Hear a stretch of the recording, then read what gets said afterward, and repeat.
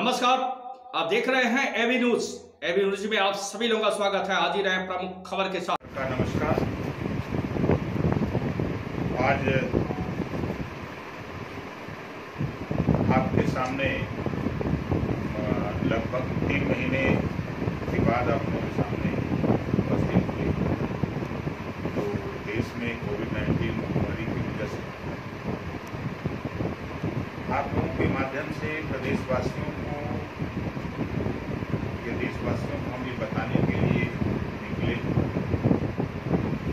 कि हम लोगों ने एक भागीदारी संकल्प मोर्चा बनाया, जिसमें 8 पार्टी के लोग हैं। माननीय बाबू सिंह कुशवाहा जी, श्रीमती किशोरा पटेल जी, अनिल चौहान जी, बाबूराम पाल जी, प्रेमचंद प्रजापति जी, रामधनी जी, रामकरण कश्यप सहित हम लोग 8 लोग मिलकर के भागीदारी संकल्प मोर्चा बनाए और उत्तर प्रदेश में 403 सीटों पर चुनाव लड़ने की तैयारी। जो आज प्रदेश की हालत है, हम आप लोगों का ध्यान कानपुर की ही तरफ ले चले। उत्तर प्रदेश की बीजेपी सरकार के इशारे पर जो कानपुर में 10 पुलिस शहीद हुए हैं, मौके पर 8 और 2 हॉस्पिटल में जो पुलिस शहीद हुए, 3 साल तक वो आतंकवादी 60 सीटर की सूची में भी नहीं आया, जिसके ऊपर 65 मुकदमे और 3 साल तक सरकार उसकी सेवा करती रही। एसपी उसकी सेवा करते रहे, दरोगा उसकी सेवा करते रहे और छुट्टा सांड की तरह घूमता रहा। उसके खिलाफ कोई कार्रवाई नहीं की गई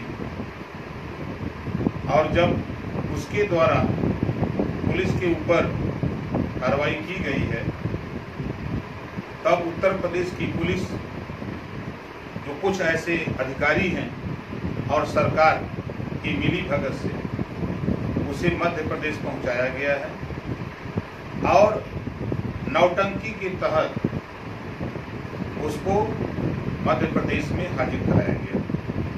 कोई भी आतंकवादी अगर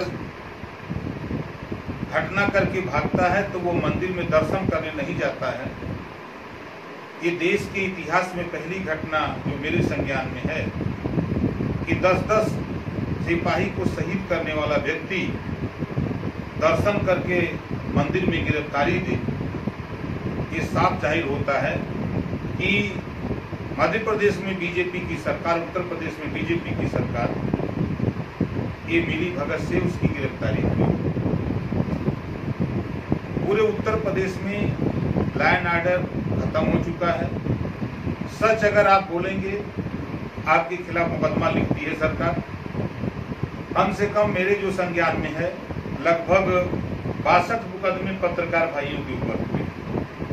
कोई भी व्यक्ति सही बात बोल दे, सरकार को सही आईना दिखा दे, तो उसके खिलाफ मुकदमा। आज पूरे उत्तर प्रदेश में जो नारा दिया था बीजेपी ने, ना गुंडा राज न भ्रष्टाचार, अब तो ना हट गया, भ्रष्टाचार और गुंडा राज हो गया। लूट, हत्या, डकैती, बलात्कार चरम सीमा पर हो गया है। पुलिस मनमान है, अधिकारी मनमान है। अभी मैं अम्बेडकर नगर था, 10 करोड़ रुपए का घोटाला सामने आया है खाली एक विभाग में। आज वहाँ अखबार में चल रहा है 95 विभाग में, हर विभाग में घोटाले, अधिकारी मनमान लूट रहे हैं। ये पूर्ण रूप से जो सरकार चल रही है, ये सरकार माफियाओं को शरण दी है, अपराधियों को शरण दी है, भ्रष्टाचारियों को भ्रष्टाचार करने की छूट दे रखी है। इसको लेकर के हम लोगों ने प्रदेश को बचाने के लिए हम लोगों ने भागीदारी संकल्प मोर्चा बनाया है कि गरीबों के पैसे से जो टैक्स गरीब देता है, देश के टैक्स के पैसे से बना हुआ रेलवे लाइन, बना हुआ रेलवे स्टेशन, बना हुआ बस अड्डा, ये सारी की सारी संपत्ति जो 2014 के पहले देश के प्रधानमंत्री जी, गृहमंत्री जी और रक्षा मंत्री जी, बीजेपी के तमाम नेता भाषण देते थे, हम देश बिकने नहीं देंगे। रेलवे बेच दिया, बैंक बेच दिया, LIC बेच दिया, एयरपोर्ट बेच दिया, ये 23 विभाग बेच दिए। कोरोना महामारी में देश कोरोना से जूझ रहा है और बीजेपी भारतीय झूठ पार्टी हिंदू मुसलमान करने में जूझ रही थी। बीजेपी को जब वेंटिलेटर खरीदना था, पीपीई किट खरीदना था, मास्क खरीदना था, तो मध्य प्रदेश में ये विधायक खरीद रहे थे। जब कोरोना को रोकने की तैयारी करनी थी, तब ये सरकार डोनाल्ड ट्रंप को गुजरात में लाके अहमदाबाद में उनका स्वागत करने में लगी हुई थी। इन तमाम चीजों को देख करके आज पूरे प्रदेश में पिछड़ों के साथ, वंचितों के साथ, गरीबों के साथ, दलितों के साथ जो नाइंसाफी हो रही है, इसको लेकर के हम लोगों ने भागीदारी संकल्प मोर्चा बना करके हम लोग जनता के बीच में, आप लोगों के सहयोग से, आप लोगों के द्वारा जनता के बीच में ये संदेश देना चाहते हैं कि आप बीजेपी को, भारतीय जनता पार्टी को देख रहे हैं, समाजवादी पार्टी को आपने 4 बार देखा है, बसपा को आपने 4 बार देखा है, कांग्रेस को भी देखा है, और भागीदारी संकल्प मोर्चा की साफ साफ सोच है, जितना जिसकी भागीदारी उतना उसकी हिस्सेदारी। समान शिक्षा लागू हो, देश एक है, संविधान एक है, प्रधानमंत्री एक, 2 तरह की शिक्षा क्यों? हम समान शिक्षा और स्नातकोत्तर तक गरीबों को मुफ्त और अनिवार्य शिक्षा दिलाने के लिए हम लोगों ने भागीदारी संकल्प मोर्चे का गठन किया। स्वास्थ्य के संबंध में आज कोरोना जैसी महामारी में सरकार को तमाम ऐसे गरीब कमजोर बेचारे भटक रहे हैं, अस्पतालों तक नहीं पहुंच रहे हैं, लेकिन सरकार का ध्यान उधर नहीं है। सरकार का ध्यान देश कोरोना जैसी महामारी में जूझ रहा है और BJP Bharatiya Janata party virtual rally कर रही है। 72,000 एलईडी लगा करके 144 करोड़ रुपया खर्च किया बिहार की रैली में। जब गरीब दूसरे प्रांतों में जो रोजी रोटी की तलाश में गया था, लौट रहा था, उस समय इनके पास पैसा नहीं था कि ट्रेन चला करके उनके घर तक कुशल पहुंचाया जाए, बस चला के पहुंचाया जाए। आज उनके पास पैसा आया कि आप रैली घूम करके शुरू कर दिए। देश कोरोना से लड़ रहा है, ये वोट के लिए लड़ रहे हैं कि हमको वोट दीजिए। ये पूरे देश में रैली करके सिर्फ वोट की बात करते हैं। जब 500 कोरोना मरीज थे तब इन्होंने ट्रेन नहीं चलाई। जब 2.5 लाख पेशेंट हो गए कोरोना देश में, तब इन्होंने ट्रेन और बस चलाना शुरू किया है।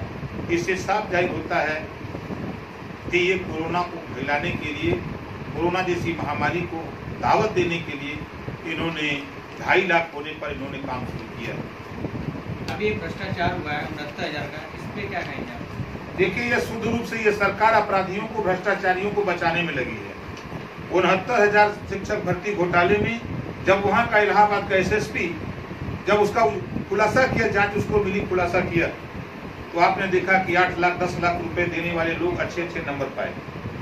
जब एसएसपी ने और कोशिश किया अंदर जाने की, तो जो आरएसएस के अधिकारी संलिप्त थे उसमें, शिक्षा विभाग के कुछ मंत्री उसमें संलिप्त थे, कुछ विधायक संलिप्त थे, ऐसे लोगों की जब वो नकेल कसने की तैयारी में था, तो सूबे के मुख्यमंत्री योगी आदित्यनाथ जी ऐसे भ्रष्टाचारियों को बचाने के लिए 1 बजे रात उस एसएसपी को हटा देते हैं। वेटिंग में आज भी रखे हैं। अभी आपने देखा कानपुर का, ठीक उसी तरह कानपुर में बालिका गृह में जो ईमानदार अफसर जांच किया, जब पहुंचा मंत्रियों, विधायकों और अधिकारियों के सामने जब पहुंचा मामला कि अब वो गिरफ्त में होंगे, तो उस वहां से जांच अधिकारी को हटा दिया जाता है। आज तो मुझे ताज्जुब होता है कि जिस एसटीएफ को इन्होंने जांच में लगाया था, क्या इनको पता नहीं था कि वो एसएसपी उस विकास दुबे का संरक्षण और चौबेपुर का यशो उसका संरक्षण, आज उसको डीआईजी बना करके एसटीएफ पर रखे थे, उसको पकड़ने के लिए लगा दिया।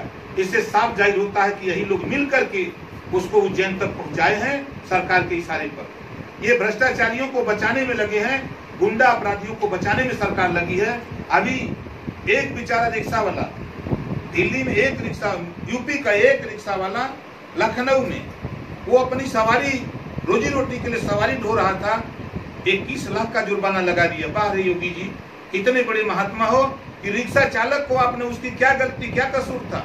वो तो बेचारा अपनी जीविका के लिए 10 रुपया मिल जाएगा तो परिवार चलाऊंगा, उसको 21 लाख का जुर्माना आपने लगा करके ये साबित कर दिया है कि गरीबों को मारने पर आप तुले हो, अपराधियों को, भ्रष्टाचारियों को आप बढ़ाने में लगे हो।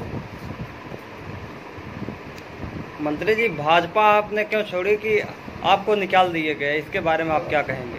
देखिए, मैं जब भाजपा, अटल जी की भाजपा थी जी, अब ये गुजरातियों की बीजेपी हो गई है। पूरे बीजेपी जब से भाजपा पे कब्जा गुजरातियों का हो गया है। आप उठा के देखिए, उत्तर प्रदेश का राज्यपाल गुजराती, ईडी का चीफ गुजराती, सीबीआई का चीफ गुजराती, आरबीआई का चीफ गुजराती, गृह मंत्री गुजराती, प्रधानमंत्री गुजराती, कारपोरेट घराना सब के सब गुजराती, भागने वाले सब के सब गुजराती। अभी 50 डिफाल्टर कर्जा माफ किया देश के प्रधानमंत्री नरेंद्र मोदी जी ने 50 गुजरातियों का माफ किया, 68,607 करोड़ रुपया, सब के सब गुजराती। पूरे देश को मिलकर के ये गुजराती धंधा करने के लिए पूरे देश को लूट रहे हैं, पूरा देश बेच रहे हैं। देश की संपत्ति जो सारी सरकारी संपत्ति है उसको बेच रहे हैं। इस नाते ओम प्रकाश राजभर ने इनका साथ छोड़ दिया। मैंने चुनाव के पहले इनका साथ छोड़ दिया, इस्तीफा दे दिया। लेकिन हमारी फोटो लगा लगा करके मोदी जी के मंच पे, राजनाथ जी के मंच पे, योगी जी के मंच पे फोटो लगा लगा करके नहीं हमारे साथ है, मंत्री हैं, वोट हमको दीजिए, ये लोग ड्रामा करते रहे कि हमारा इस्तीफा इन्होंने स्वीकार नहीं किया था। जी, आरक्षण देखिए, ये देश के साथ धोखा है। ये सरकार जनता से मतलब नहीं है। जनता के पैसे से बना हुआ रेलवे, जनता के पैसे से देश की संपत्ति को ये बेच रहे हैं। चाहे वो रेलवे बेच रहे हो, चाहे बैंक बेच रहे हो, चाहे LIC बेच रहे हो, चाहे एयरपोर्ट बेच रहे हो, सब में गरीबों के पैसा, देश के लोगों का पैसा लगा है। और ये उद्योगपति धंधा करने आए हैं गुजरात के लोग, पूरे सिस्टम में कब्जा कर लिए हैं, ये रेलवे को बेच रहे हैं। ये दुखद घटना है। हम तो देशवासियों से आपके माध्यम से कहना चाहूंगा कि जागो, तेरी संपत्ति बिक रही है। जब तेरे घर में कोई चोर आता है तो उसको आप डंडा लेके दौड़ाते हो, उसको पकड़वाते हो, उसके खिलाफ मुकदमा लिखते हो। आज तेरे देश की संपत्ति देश के प्रधानमंत्री उसे बिना पूछे बेच रहे हैं, तो उस पर रोक लगने के लिए आप भी आवाज उठाओ कि हमारी संपत्ति आप न बेचो। जी, आरक्षण के बारे में आप क्या कहना चाहते हैं? देखिए, आपने अभी पहले आपने सवाल किया कि बीजेपी क्यों छोड़ा। जी, जिसकी जितनी संख्या भारी उसकी उतनी हिस्सेदारी।